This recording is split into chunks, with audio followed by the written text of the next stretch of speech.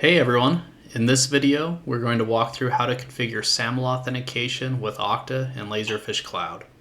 If your organization is using Okta Authentication, this will allow you to use that same authentication within Laserfiche Cloud so your users can have a familiar login experience across your organization's apps.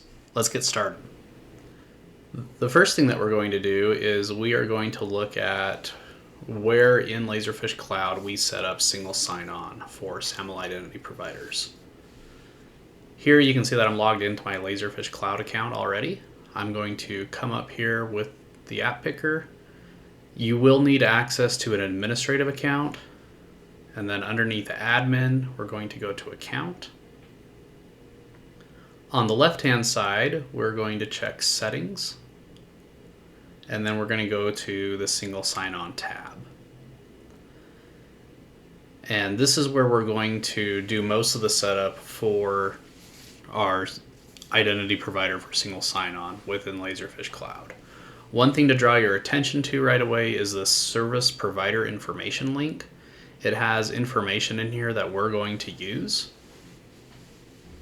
within Okta to set this up. So I'm going to go ahead and leave this open, and we're going to switch over to Okta. Here you can see that I'm logged into my Okta account.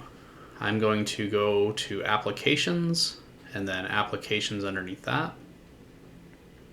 And I'm going to create an app integration. Once I have that selected, I'm going to select SAML 2.0. We'll click next. And then I can give my app a name. So I'm going to name mine Laserfiche Cloud SSO. You can also upload an app logo. I just happen to have the Laserfiche logo on here. So we'll go ahead and apply that. And we'll click next. After that, we're brought to the SAML settings configuration page. And here is where we're going to grab that information from the Laserfiche Cloud page that we were just looking at. We're going to populate a few different things in here. So let's switch back over to Laserfiche Cloud. I'm going to grab the assertion consumer service URL first. And that's what we're going to populate the single sign-on URL with. And then we also want to make sure that you use this for recipient URL and destination URL. Make sure that that's checked. We'll go back to Laserfiche, and we're going to grab the audience URL service provider entity ID. We can just click copy entity ID to clipboard. We'll go back, paste that in. And then the next one is the default relay state. Copy that value and paste that in as well. Underneath that we have the name ID format. Leave that as unspecified. And then for application username, it is recommended that you use email. That's according to the Laserfiche documentation. Once you have that, if you scroll down to the bottom, you can click next. And that will take you to the feedback page. And on this, you can fill it out if you want to, or you can just click finish and go to the next step. Okay, so once you have that, you'll be taken to the settings page of the sign-on tab. And we want to grab the metadata information because we are going to take that information and add that into Laserfiche Cloud. So in the middle of the page here, we have metadata details with a URL. You can copy that URL, open up a new tab in your browser, paste that in, and you can get that metadata information. From here, you can just copy that. And then we are going to come back to Laserfiche Cloud. And we are going to close this tab here, and we're going to import metadata. So we're going to click that button, And from here, you have two ways of importing the metadata. You can do what we just did, where I just pasted the URL into a browser tab and I copied all the information, the metadata content, and you can paste that in here like what I'm going to do.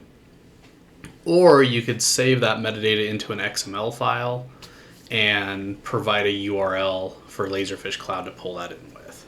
So depending on what your service provides, in this case with Okta, it's just easier to copy and paste. So I'm going to put that in there and we will click import. Once we do that, you can see that this information has been populated for us based on what we configured within Okta. So that makes it real easy to pull that information in, so you don't have to fill this out automatically. You can even see that our signing certificate was populated from that metadata. So once we have that, we're going to go back to Okta. And now that we have our Laserfiche SSO application within Okta, we're going to go to the Assignments tab. And we need to assign a user or a group access to this application within Okta. So I will say I'm going to assign people. I have my user here. My username, again, that's the email address. So that's what Laserfiche recommends by default. So we will leave that as is, and we will save that. And we will click done. And now you can see that this user has been added to the Laserfiche Cloud SSO application that we just created within Okta. The next thing that we're going to do is we are going to add attribute mappings from Okta for Laserfiche Cloud. To do that, we are going to go back to the General tab within Okta for our application, and we will come down to SAML Settings and click Edit. From here, we will click Next, and we will scroll down until we come to the Attribute Statements optional area for this configuration page. And we're going to go ahead and add a few different attributes. So the first one we're going to add is first name. And then from the drop-down list, we can select user.firstname. We'll add another one, last name, user.lastname, email,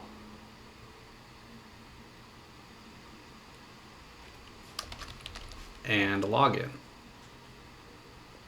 There are other attributes within Okta. So when we come over to Laserfiche Cloud, you'll see how we end up mapping those. And there's a couple of other attributes that you could include if you wanted to. So we will scroll down after that and click Next. And again, we'll just click Finish on the feedback form. And now we are going to go to Laserfiche Cloud. So we are going to come back here, and then next to our General tab we have Attribute Mappings, and this is where we're going to include those mappings that we just created. So for email, we will have email, first name, and last name. Here are the other attributes that I was talking about, so if you wanted to include those, you can do that as part of that setup. Once you've entered all those in, you can click Save Changes. And now the next step is to configure a user for single sign-on. So we will come back over on the left-hand side, we'll click Users, and I just happen to have a user right here, Blake Smith at fichebait.com. And in here, you'll notice that there's Enable Single Sign-On option.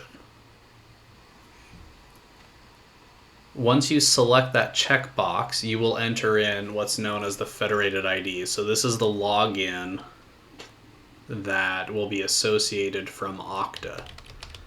So in my case, I went ahead and used the email address. So I'm going to enter that in. You can then come down, if you're just creating this user, you can go through and assign it the different license type, give it the different permissions that you want to, assign it to any groups, and so on. So I will go ahead and click Save.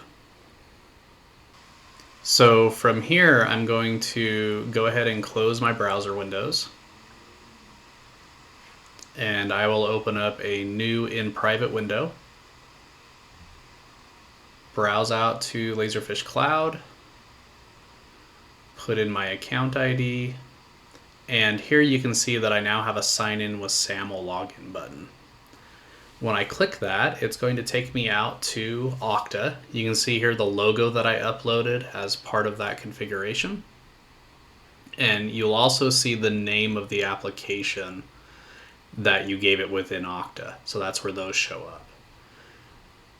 I have my login information here. I'm going to go ahead and click Sign In. I need to provide the code from my Okta app.